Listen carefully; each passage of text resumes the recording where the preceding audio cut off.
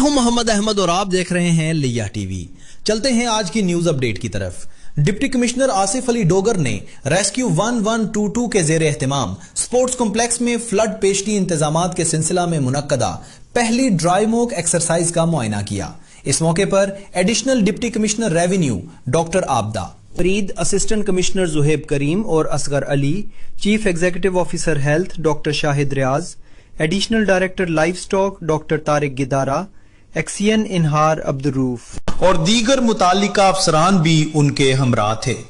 Deputy commissioner نے civil defence, health, life stock, rescue 1122 اور دیگر محکموں کی جانب سے قائم سٹالز کا تفصیلی معائنہ کیا اور دستیاب ساز و سامان کا جائزہ لیا۔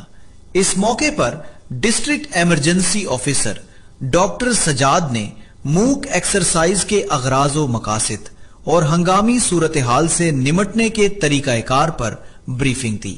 ڈپٹی کمشنر آصف علی ڈوگر نے کہا کہ ضلعی انتظامیہ ممکنہ سیلابی صورتحال سے بروقت اور مؤثر انداز میں نمٹنے کے لیے تیار ہے اور تمام انتظامات مکمل ہیں۔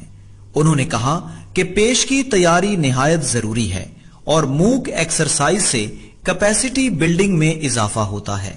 انہوں نے کہا کہ تمام متعلقہ محکمے ہمہ وقت الرٹ رہیں اور اپنی مشینری و آلات کو فعال حالت میں رکھیں تاکہ کسی بھی ہنگامی صورتحال میں فوری رسپانس یقینی بنایا جا سکے۔